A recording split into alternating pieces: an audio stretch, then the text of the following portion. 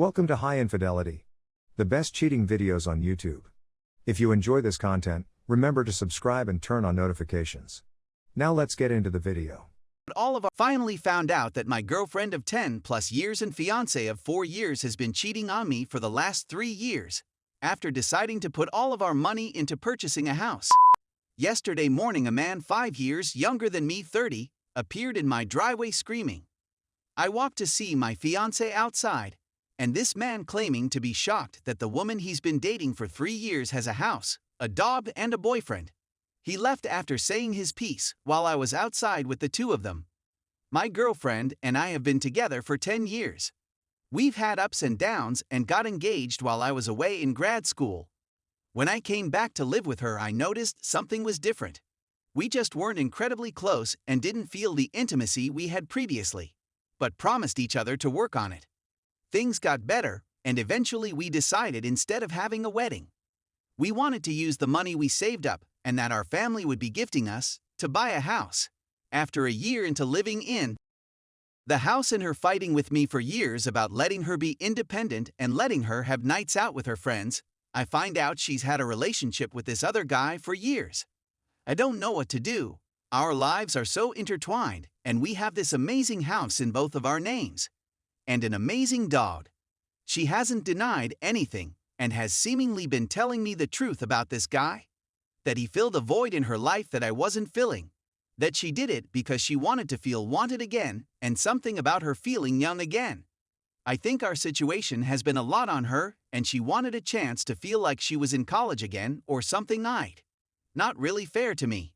She said she wants us to work, but I just can't get the image of her and this lie out of my head. I love our life and our families and our house, but I don't know if I can ever love her again. Help me please. Update. I decided to spend the weekend apart from her after finding out the news. I confided in some friends who gave me some solid advice, but basically told me that I shouldn't make any rash decisions one way or the other. To sit and feel these emotions, but not try to let them rule your life, and to expect ing answers. I know my girlfriend treated me like absolute S, but I do not hate her or want her dead. I know this sounds weird and may be indicative of losing that feeling of love for her, but I don't want her to die on a curb.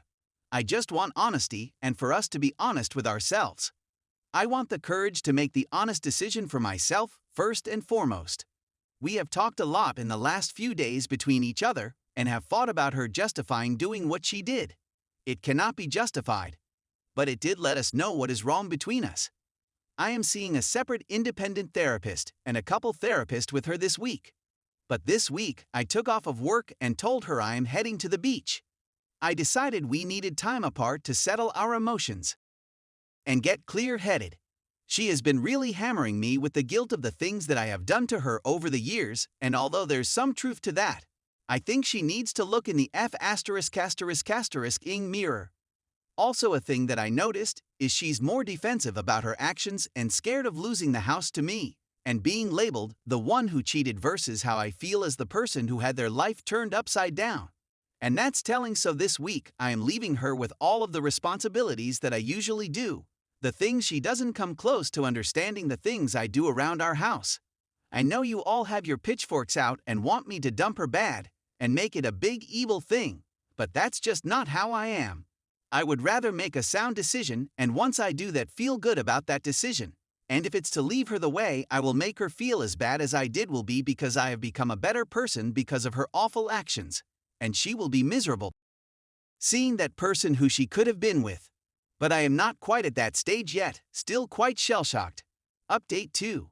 A lot has transpired in the past month or so, and therapy has helped me immensely. My ex-fiancé and I agreed that she needed to move into a new apartment and we needed to be completely broken up. We have both allegedly been seeing separate therapists and have also agreed to not speak for at least a month.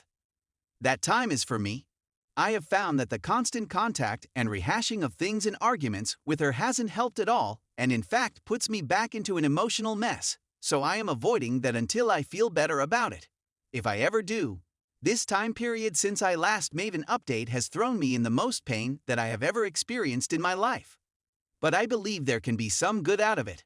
I have been exercising, I have been on a few dates and have started to become more aware of who I am and what I want/need in life and in someone else. When you are in a long-term relationship like this that changes very slowly and were brought up with a family history of infidelity, you start to normalize this. And that has been my biggest problem. I have no idea of what a normal relationship is and could be. So talking to people who have no history of stuff like this and who have no clue about our situation has helped because it makes me realize how messed up our lives were and how messed up what she did was. I also recently contacted the guy who apparently had no idea about this either. He hasn't reached back to me yet. I wanted some clarity on a few things and also to see if she had seen him since D-Day. My ex has been trying to get back together with me, but I have absolutely no intentions of ever doing that. What will transpire in the next several months is that I will buy her out from our house and slowly move on.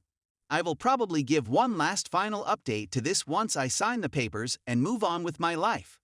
But I wanted to thank all of the people who supported me on here or in DM. It's really not something you can prepare yourself for or can really grasp what it's like until you go through it, and I am still newly going through it.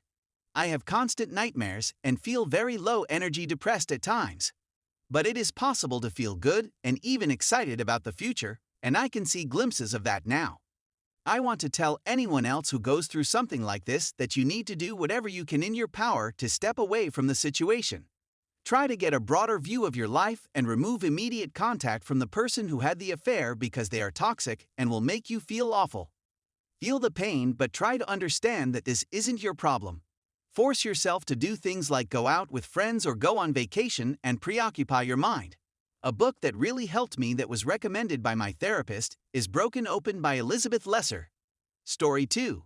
I'm tired of being a slave for my family. I'm tired of doing things for other people. I have been out of high school for 3 years and have practically forgot everything. I have 2 months to prepare for an SAT exam for university. Yet my selfish family do not care. One of my aunts whom I am staying with sends me to the store every 10 minutes to get something, not considering how I feel about it.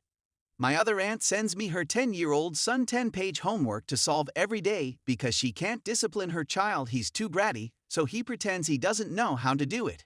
The homework takes about 1 hour. On top of that, she tells me to come every day for 2 hours to help him study. On that same day, I also have to help my 20-year-old cousin with his work for another 2 hours, barely giving me the time to study myself. I tell my aunt no, and I can't do it, but my mother says I have to, and if I tell my mother no, she will go on a tantrum about how I am the most disrespectful son of all time. She even sets up appointments of any kind to do other people's errands, and she doesn't tell me until the exact day of it. And despite me having plans, she forced me to cancel them or I'd be disrespectful. My uncle sees me Steve Jobs because I forgot my password. Every literal single week his phone is broken or his Instagram is hacked because he keeps DM'd Instagram bots. I understand the issue in 10 minutes, and even if I can't fix it, he tells me to keep on trying even though I'm insisting I don't know how to fix it, as if some magical solution will appear out of nowhere. And those 10 minutes turn to 4 hours, and at the end of it all, if I couldn't fix it, he gives me sly comments about how I'm choosing not to fix it and I'm being selfish. And I can't say anything about it because I told I'm disrespecting my uncle. My other uncle has a farm which I'm forced to help him because he's too old and cheap to hire workers. On top of that farm, he has a house that he's building which he forces me to hose down for 4 hours twice a week because he's too old. And last but not least, my father, who's working out the country, sends me his online university work to solve, which takes at least 2 hours a day. This has all happened in the last 4 months, whilst I have an SAT to prepare for in which I forgot everything I learned in high school.